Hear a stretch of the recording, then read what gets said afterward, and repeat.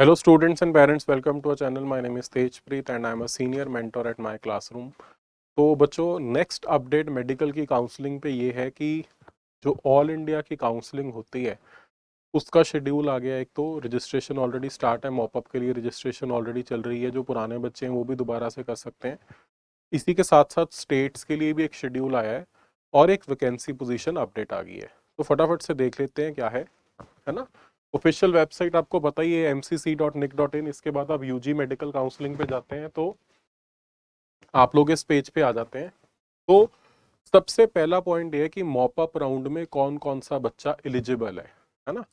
तो ऐसे बच्चे जिन्होंने अभी तक सेकेंड राउंड तक कोई सीट नहीं ली है कहीं पे भी, एमबीबीएस की या बीडीएस की फर्क नहीं पड़ता, बीडीएस वाले बच्चे भी नॉट एलिजिबल है अगर आपने ज्वाइन कर लिया हुआ है अप टू सेकेंड राउंड के बाद तक। फर्स्ट में ज्वाइन किया था, विड्रॉल डेट तक विड्रॉ नहीं किया था, तब भी आप इसी लिस्ट में आते हैं। सेकेंड राउंड में आपको सीट अलॉट हुई, आपने ज्वाइन कर लिया, फिर भी आप इसी लिस्ट में आते हैं।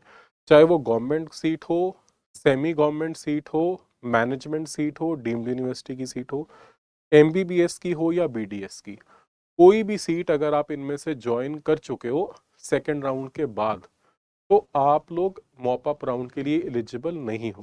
तो मॉपअप राउंड में अपग्रेडेशन नहीं होता है ना। आई अंडरस्टैंड कि this is not good, this is not the best strategy. इससे कुछ 2 4 5 अच्छे बच्चों का लॉस हो जाता है, but somewhere a line has to be drawn. तो ये एक लाइन ड्रॉ कर दी गई है ना। Although I am not in favour, it could have been managed in a better way, but ये रूल है कि अगर आपने कहीं पे भी पैन इंडिया में ली है सीट सेकेंड राउंड में, किसी भी काउंसलिंग में आपका डेटा सेंट्रल पोर्टल पे अपलोड हो गया है, आप लोग मॉपअप राउंड के लिए एलिजिबल नहीं हो। तो कई बच्चे पूछ रहे हैं कि सर हमारे पास बीडीएस है, हम बीडीएस से एमबीबीएस में अपग्रेड कर सकते हैं? नहीं कर सकते अगर आपने ज्वाइन कर लिया है।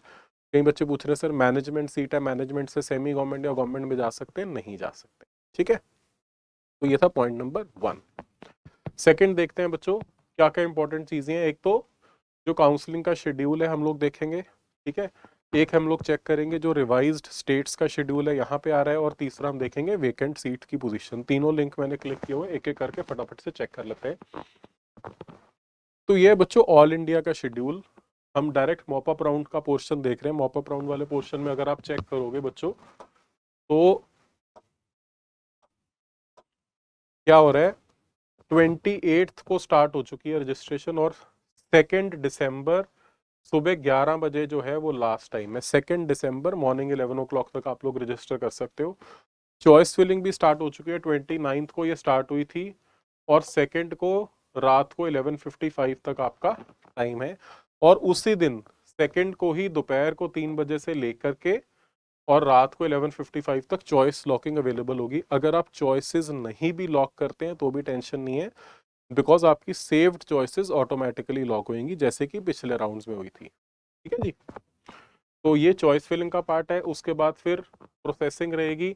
रिजल्ट की जो डेट है वो 7 दिसंबर की बताई जा रही है। 7 दिसंबर की डेट जो है वो बताई जा रही है रिजल्ट के लिए। और रिपोर्टिंग 8 to 12 दिसंबर तक रहेगी बच्चों। 8 to 12 दिसंबर तक आप लोग रिपोर्ट कर सकते हो। ये ऑल इंडिया कोटा की काउंसलिंग है, ऑल इंडिया कोटा की काउंसलिंग जिसकी हम बात कर रहे हैं। ठीक है, अब देख लेते हैं कि इसके कॉरेस्पॉन्डिंग स्टेट्स में क्या शेड्यूल रहेगा। ये भी इसी वेबसाइट पे अपलोड हुआ है, यहाँ पर इस पोर्शन में revised state UG counselling schedule. तो इसको भी फटाफट से देख लेते हैं, नीट का क्या शेड्यूल बनता है।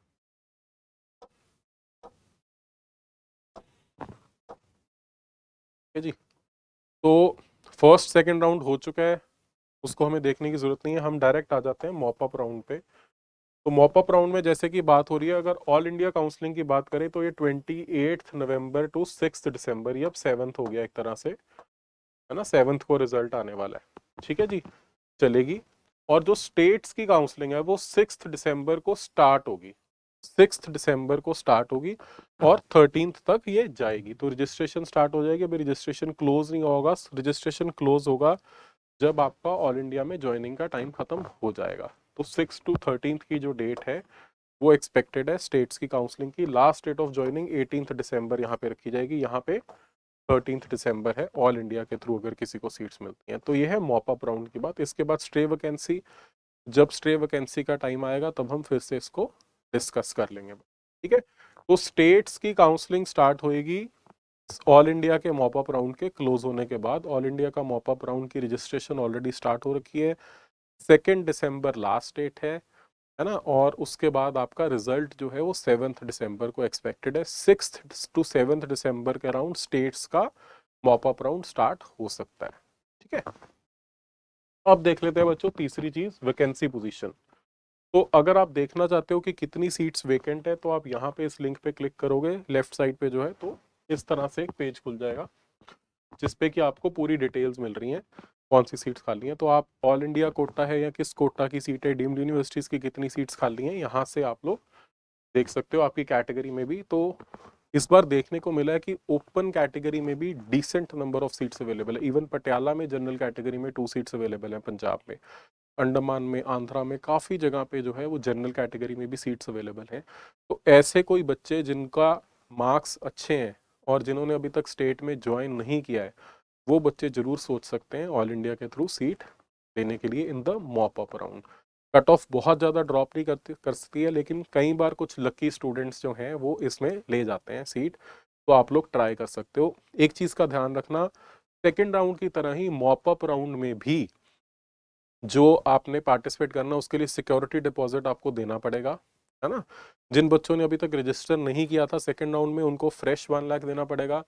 ऐसे बच्चे जिनको सेकेंड राउंड में सीट अलॉट होगी थी लेकिन उन्होंने ज्वाइन नहीं किया है, उनको 2 lakh sorry for government, for deemed universities, 10,000 for government colleges. तो आपको ये सिक्योरिटी डिपॉजिट पे करना पड़ेगा, 10,000 या 2 लाख कॉरेस्पॉन्डिंगली। और ऐसे बच्चे जिन्होंने फर्स्ट सेकंड राउंड में बिल्कुल रजिस्टर नहीं किया था, उनको 10,000 या 2 लाख रुपीस। जिन्होंने जिनको सीट अलॉट हो गई थी लेकिन उन्होंने ज्वाइन नहीं किया, उनका पुराना सिक्योरिटी डिपॉजिट जो है वो कैंसिल हो जाएगा, वो फोरफिट हो गया, आपको दोबारा से पे करना है। और ऐसे बच्चे जिन्होंने फीस पे की हुई है सिक्योरिटी डिपॉजिट की लेकिन उनको सेकंड राउंड में कोई सीट अलॉट नहीं हुई है, उनका सेम पैसा जो है वो कैरी फॉरवर्ड हो जाएगा।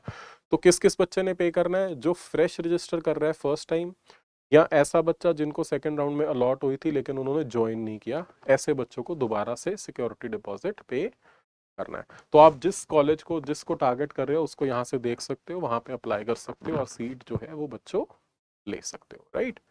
तो I hope this information is helpful, आपको थोड़ा सा आइडिया होगा। तो जो जो बच्चे ट्राई कर रहे हैं, my best wishes are with them.